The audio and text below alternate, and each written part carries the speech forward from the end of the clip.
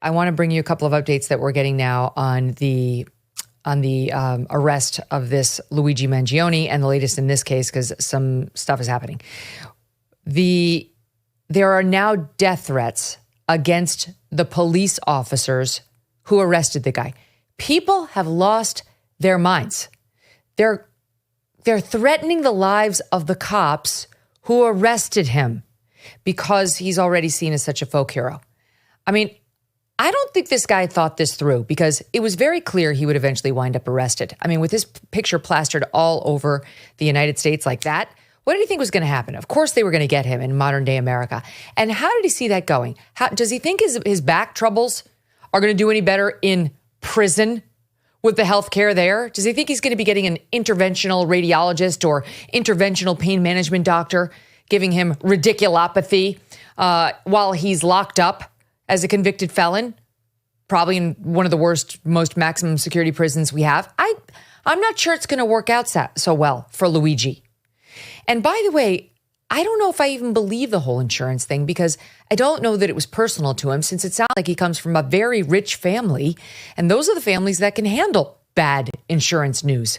It tends to be the poor families who wind up paying the price if an insurer doesn't cover something. So I don't know. To me, it seems more likely that this guy's in the psychotic break camp, either because of schizophrenia, which is right around now. It's like 19 to mid-20s that it kicks in, even with people who seemed fine before. Or maybe there was a psychedelic-induced break. You know, maybe he overused some medications. Maybe it was in connection with back pain that he made that choice. Total speculation on my part, just thinking out loud here. But there's got to be an explanation for why he went postal. I mean, that's what happened here. And we just need to learn more about it. Now, I will say that there was a former NYPD captain named John Monahan. He was on CNN last night, and he was suggesting that he did not believe Luigi, if this is in fact is our guy, Mangione, was done. That he actually thought he was probably on his way back to New York and possibly to commit another crime. He was making the point that the buses, he took a Greyhound bus. The buses out of Penn Station, which I think is where he left, go to, he said, New York, Philadelphia, and one other town, and that to DC. And that he believes Luigi got on a bus to Philly and then headed back to Pittsburgh and Altoona, and that he believed, based on the route that the guy was traveling, New York was next, that he was going to go back there. And this may not have been the end of his crime spree, which would explain why he still had the gun on him. I mean, yes, you could say it was for a confrontation with cops, but there's no report that he lurched for his backpack, which I believe was right there in the McDonald's. Actually, can we show the pictures that we've seen now of him in the McDonald's? I mean, it does look just like him, but his backpack was reportedly right by him in the McDonald's. Hello, are we going to put it up in the air? I guess we'll get to it. There he is. I don't know what he's sipping there, but he's sitting there with something in his right hand. It's a hash brown. He's eating a hash brown with his mask off of his face and a big sort of burnt orange beanie on his head. And anyway, reportedly his backpack was right there. His laptop was right there. So he didn't lurch for it. He didn't try to have a shootout with cops. So you tell me why he held on to the gun. Listen to John Monahan last night on Anderson Cooper 360, SOT 11. What stands out to me is the fact that, earlier they were asked, the Pennsylvania leadership was asked, is he cooperating? And he said initially that he was, but then he stopped, and then we charged him.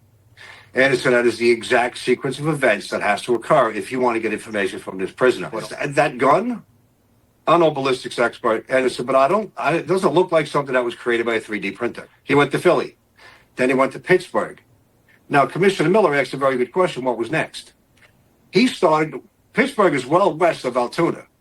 He's heading back to New York as he approaches Altoona, Pennsylvania. I want to know how much ammunition was in that backpack. Let's think about what did not happen in that McDonald's. He didn't have a chance to draw that weapon to commit suicide, which he may have been prone to do. He didn't have a chance to draw that weapon to fight it out with the cops. And he was still there. What kind of restaurant is that? Fast food restaurant? They were there very quickly. How long does people sit in McDonald's to eat their breakfast? 10 minutes, tops. They got there right away. And we're getting more now on exactly how they got there. So now, you remember yesterday we talked about, was it an elderly patron who ID'd him or was it an employee? And now what we understand, at least as of today, is that there was a guy who was there with his buddy eating McDonald's and they saw him and they were saying, looks like the guy. Hello, looks like the guy from the shooting. And then a female employee agreed and called the police.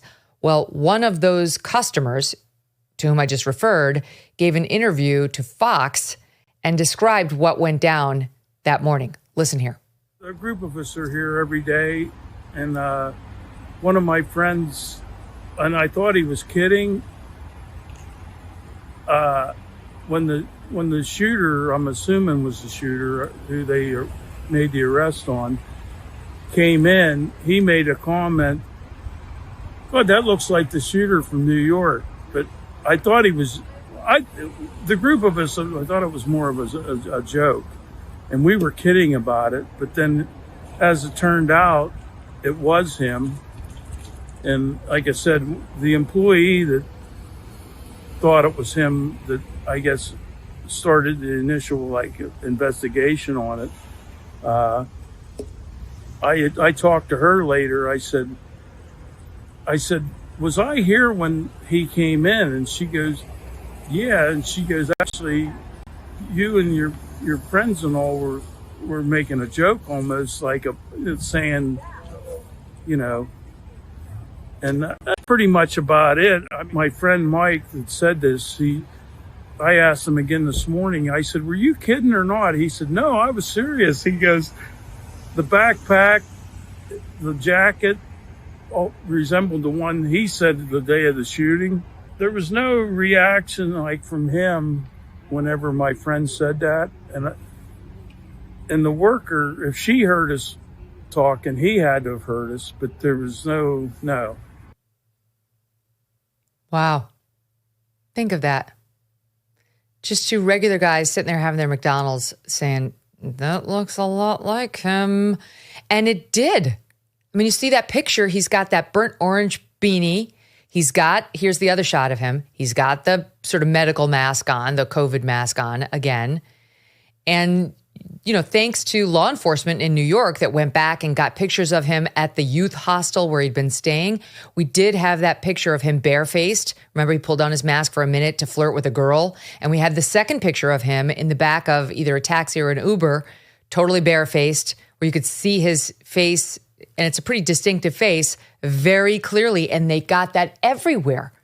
So these customers and the employee had two visions of the guy in their head, with the mask and without, and apparently they saw both while he sat there in McDonald's.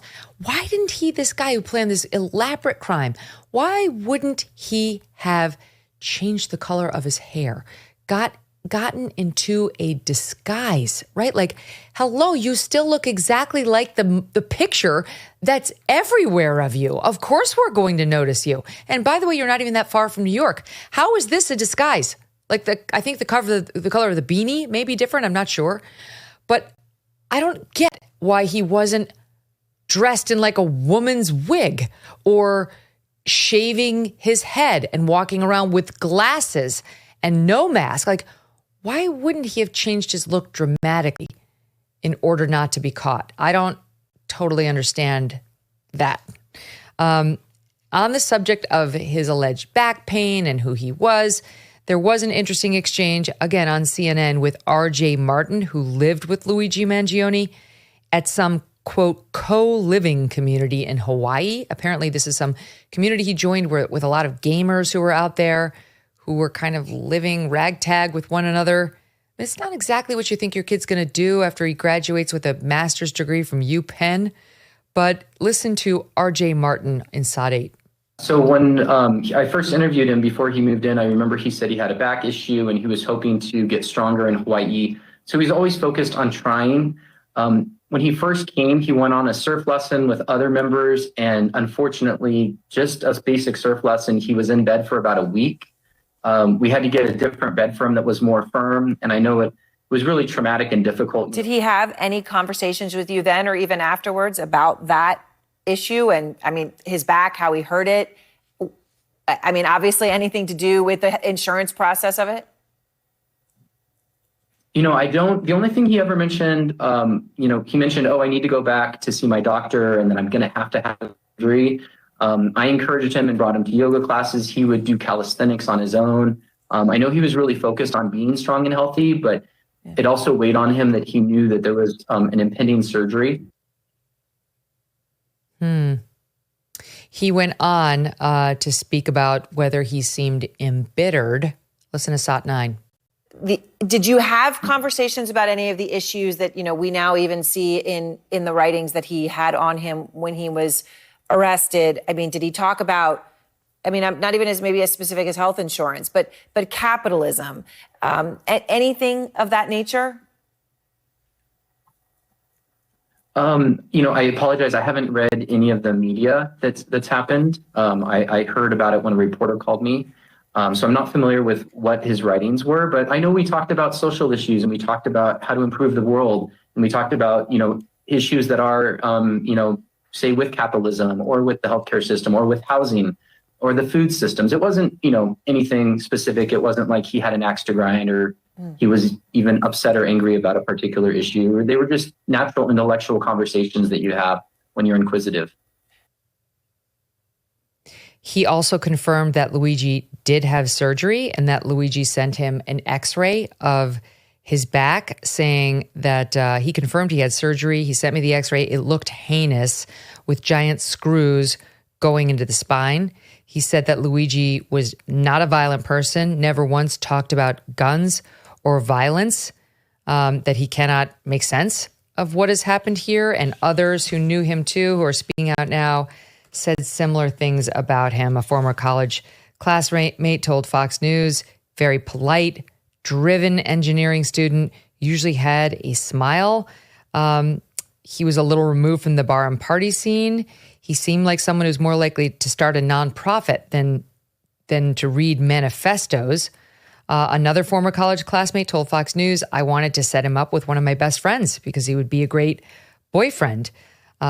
Someone named Aaron Cranston, former classmate of his at the Gilman School, this high school in Baltimore, said he was a smart and ambitious student. It was hard to understand him being suspected in such a crime, but he did know that he and other peers had been forwarded a message earlier this year when Mangione's family was trying to track him down.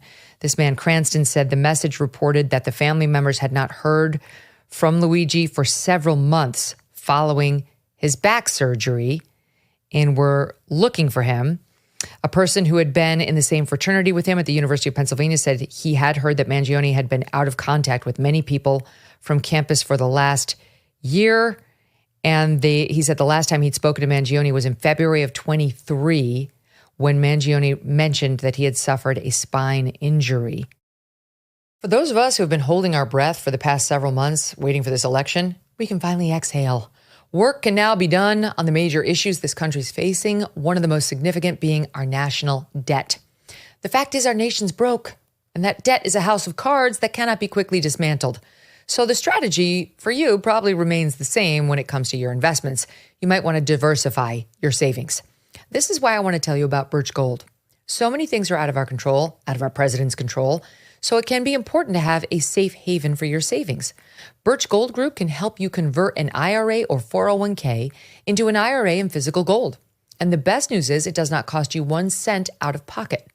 Text MK to 989898 to get your free info kit on gold. Plus, right now you will receive a free 1-ounce silver eagle for every $5,000 purchased.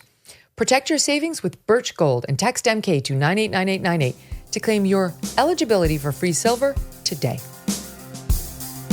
Thanks so much for watching. If you like what you just saw, hit the subscribe button for more clips and full episodes.